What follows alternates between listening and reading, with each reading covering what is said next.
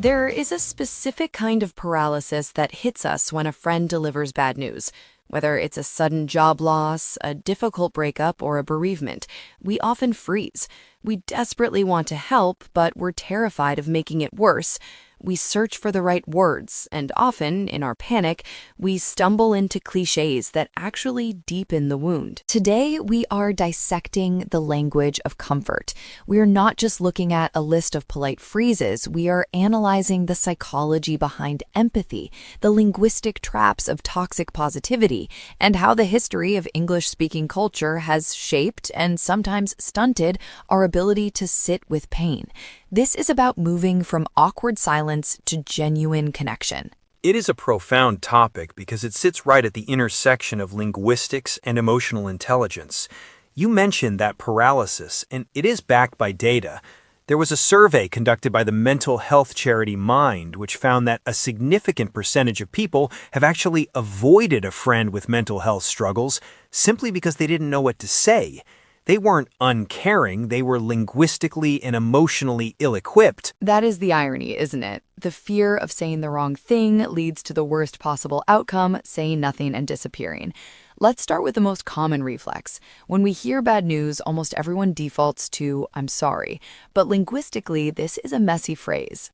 It is incredibly messy. In English, the word sorry carries a dual burden. It functions as an admission of guilt. I stepped on your toe, I am sorry. And as an expression of sympathy. I am sorry for your loss. This polysemy or multiple meaning can create subconscious confusion. When you say I'm sorry to a grieving friend, there is a tiny cognitive flicker where the brain processes it. That is why you often hear people awkwardly reply, "It's not your fault." They are responding to the guilt definition, not the sympathy definition. So to bypass that confusion, we need to add precision. The modification, "I'm so sorry to hear that," or "I'm so sorry you're going through this," shifts the grammatical focus. It explicitly frames the sorrow as a reaction to their experience, not an admission of your own failure. It seems like a small tweak, but it anchors the sentiment. Precisely, it validates the event. But this brings us to the much larger historical context of why English speakers struggle with this. We have to look at the legacy of the stiff upper lip. For a long time, particularly in British culture during the Victorian era and through the World Wars, the cultural ideal was stoicism. Emotion was seen as a private affair, something to be suppressed for the greater good. The language reflected that. Comfort was about bucking up or getting on with it. And we see the remnants of that today, don't we? Even if we don't use phrases like stiff upper lip, we see it in what psychologists call toxic positivity.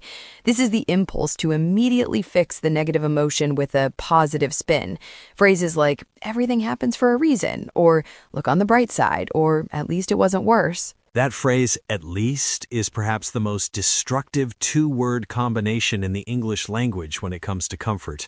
Brené Brown, the research professor who studies vulnerability, famously explains that an empathetic response rarely starts with "at least." When you say, "at least you can get another job," or "at least you're young," you're intellectually trying to silver line the situation, but emotionally, you are telling the person that their pain is invalid or disproportionate. You are essentially demanding they stop feeling bad because it makes you uncomfortable. It minimizes their reality. It's a form of emotional gaslighting, even if the intention is kind. So if we strip away the toxic positivity, what replaces it? We talk about validation, but what does that actually look like in terms of sentence structure and vocabulary? Validation requires witnessing the pain without trying to change it. Linguistically, this often means using declarative statements that mirror the person's reality. Phrases like, "that sounds incredibly difficult," or "I can't imagine how hard this must be," or even the blunt but effective, "this really sucks." Note the shift. We aren't offering a solution. We're offering agreement. We're standing next to them in the hole rather than shouting instructions from above on how to climb out. I like the distinction of standing next to them. There's a concept I want to bring in here called the ring theory of support, developed by psychologist Susan Silk. It visualizes the crisis as a series of concentric circles. The person in trauma is in the center, their close family is the next ring, friends the next, and so on. The rule is comfort in, dump out. You comfort those in the smaller rings, and you only dump your own stress or advice to the larger rings. How does this apply to the vocabulary we choose? It is crucial. If you are in an outer ring, say a colleague or a distant friend, your language must be purely comfort in. You cannot say, "I'm so devastated by your news, I haven't stopped crying." That centers your feelings. You are dumping in. Instead, the vocabulary must remain focused on them. "I am thinking of you," or "I am holding you in my thoughts." It is a discipline of removing the I from the emotional equation as much as possible, unless the I is offering specific service. Let's talk about that service. We've all been guilty of the lazy offer. Let me know if you need anything. It sounds polite, it feels safe, but in reality, it is almost useless. Why does this phrase fail so consistently? It fails because of cognitive load. When someone is in grief or crisis, their executive function, the part of the brain that handles planning and decision-making, is often shattered. They barely know what they need for lunch, let alone what they need from you. When you say, "Let me know if you need anything," you are assigning them a task. You are asking them to assess their needs, formulate a request, and then risk the social vulnerability of asking you to fulfill it. That's a high barrier. So the burden of the ask crushes the opportunity for help. The antidote, then, must be specificity. We need to lower the barrier to zero. Exactly. You move from open-ended questions to multiple choice or yes-no questions. Instead of "Can I help with food?" you say, "I'm making lasagna on Tuesday. Can I drop some off on your porch? Or would Wednesday be better?" You have removed the decision fatigue. All they have to do is say Tuesday. You can also say, "I'm going to the grocery store. Text me your list or I'll just pick up the basics like milk and bread." This converts the offer from a vague sentiment into a concrete logistical plan. That applies perfectly to the workplace as well. If a colleague is overwhelmed, saying, "Let me know if I can help," is noise. Saying, "I have some capacity this afternoon. Would you like me to take over the client report?" is actual support. It's about observation. You look for the gap and you propose a specific bridge to cross it. And there is another layer to this specifically regarding the opt-out method. I recently read about a strategy where you end your text messages with "no need to reply." For someone drowning in condolences, their phone becomes a source of anxiety. Every ding is another person they have to thank. By adding "no need to reply" or "zero pressure to respond to this," you are giving them a gift. You are delivering the warmth of your care without the tax of a required social transaction. That is such a vital piece of digital etiquette in crisis. I want to pivot slightly to the scariest part of comfort, silence. We're talking about vocabulary, but sometimes the most powerful linguistic tool is the absence of words. Why are we so afraid of just shutting up? We are conditioned to view silence as a failure of communication. In Western cultures, particularly in the US, dead air is seen as awkward or hostile. We feel a compulsion to fill the void, often with those toxic platitudes we mentioned earlier. But in the context of grief, there's a concept known as holding space. This means being physically and emotionally present without inserting your own agenda or commentary. It reminds me of the Quaker tradition of sitting in silence, or how in some high-context cultures like Japan, shared silence is a sign of deep trust. If we're sitting with a friend who is crying or just staring at the wall, what do we say to authorize that silence? Because sometimes you need a transition phrase to signal, "I'm not being quiet because I'm awkward. I'm being quiet because I'm with you." That is a beautiful way to put it. You need a linguistic permission slip. You can say, "I don't have the right words, but I'm just so glad to be sitting here with you." Or, "We don't need to talk. I'm just happy to be your company." This acknowledges the limitation of language. It admits that the situation is too big for words, which is incredibly validating for the sufferer. It aligns your reality with theirs. Let's look at specific scenarios. We touched on grief, but what about the less permanent but still painful situations? A breakup, for example. The dynamic there is different because there's often anger mixed with sadness. Standard sympathy can feel condescending. Breakups are volatile. The linguistic key here is to follow their lead on the valence of the emotion.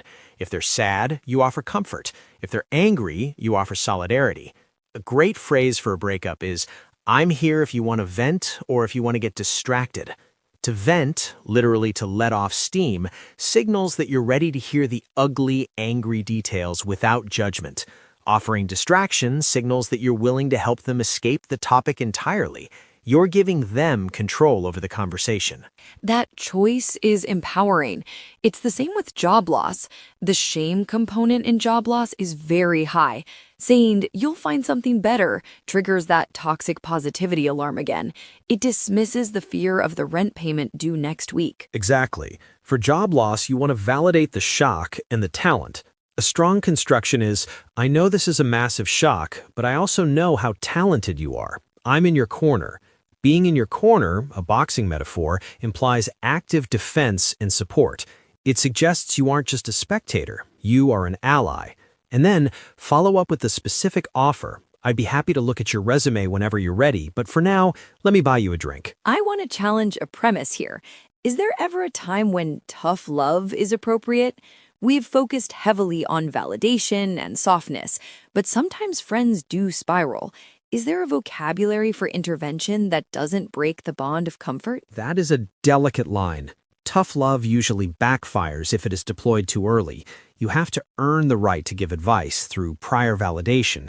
If you have spent weeks listening and validating, you might gently pivot. The phrasing changes from declarative statements to interrogative ones. Instead of saying, "you need to get out of the house," you ask, "what do you think is a manageable step for you today?" Or, "how are you feeling about how you're coping?" I see. You shift from an external command to an internal inquiry. You're inviting them to see the problem rather than diagnosing it for them. It respects their autonomy. Autonomy is the central theme here. Trauma and loss strip people of control. Someone died, someone fired them, someone left them. These are things that happened to them. If our comfort involves telling them how to feel or what to do, we're just another external force acting upon them. Real comfort restores a tiny piece of agency. Do you want tea or coffee? Do you want to talk or be silent? Do you want me to leave or stay? These tiny choices act as scaffolding for them to rebuild their sense of self. That is a profound realization. We often think of comfort as a warm blanket, but it's really more like scaffolding. It's structural. To wrap this up, if our listeners take away one core principle about the vocabulary of comfort, what should it be? It should be the shift from fixing to witnessing. You cannot fix a grief. You cannot fix a broken heart with a sentence. Once you relieve yourself of the pressure to solve the problem, the right words come much more naturally. The goal isn't to make them smile. The goal is to make them feel less alone in the dark. And sometimes "I'm just here with you" is the most eloquent sentence in the world. It's been fascinating to break this down. It turns out that being a good friend is less about having a perfect vocabulary and more about having the courage to be uncomfortable. Courageous discomfort. I think that is the perfect summary. Thank you for exploring this with us. It's a heavy topic, but an essential one for anyone navigating deep relationships.